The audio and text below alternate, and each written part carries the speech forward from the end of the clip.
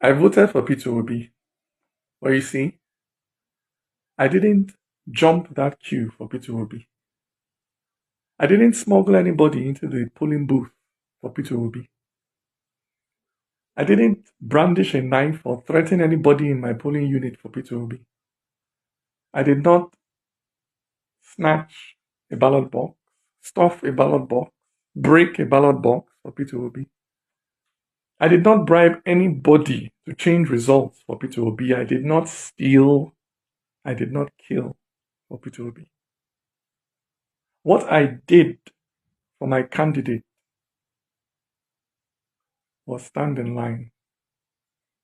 From 8 in the morning on Saturday till 8 in the morning on Sunday. And when the sun got too hot and I thought of going back home, I remembered shot to death on the train to Kaduna. And I stood. And when the heavens opened and poured down rain, and I thought of running to find shelter, I remembered. Stuck at home because of ASU strike. And I stood. Through my hunger, through my thirst, through my worry about whether the children I left at home were fine. I stood. Because what I wanted to give my candidate, what I ended up putting in that box, was not a piece of paper. What I ended up putting in that box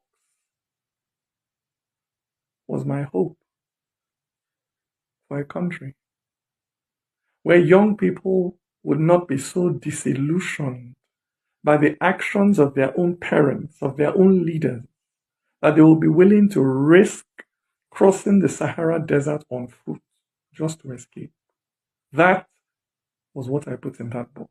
That was what my presiding officer refused to upload. The future of that young boy who stood with me, who stood with us through the night, counting those votes. He was a first-time voter, pregnant with hope. But somewhere between our polling unit and the collation center, that boy's future was ambushed by a politician. A politician who used biro to cross out that boy's destiny. A politician who found where that boy had written hope and wrote over it new words, hopeless. Yes.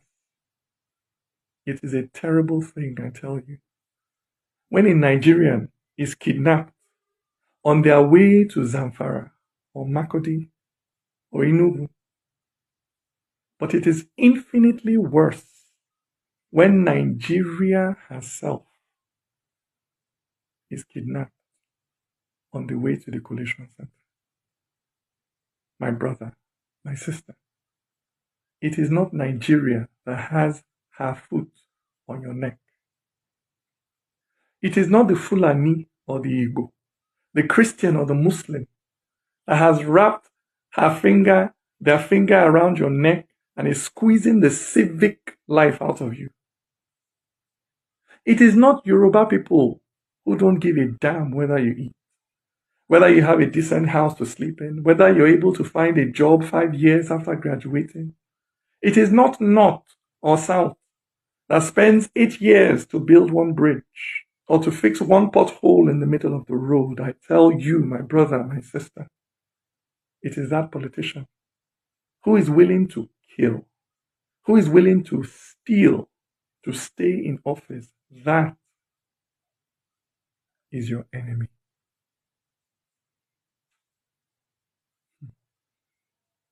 But like the serially abused, many of you have fallen in love with your kidnappers. And you admire the swagger of those who steal destiny. You admire the confidence of those who use the future of the Almajiri to fuel their cans. But not me. Me, I would rather be a gate-man in heaven than a king in hell.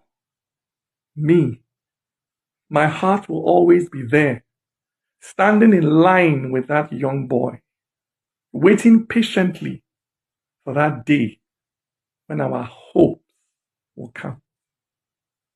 Mahmood Yakubu, count our hope.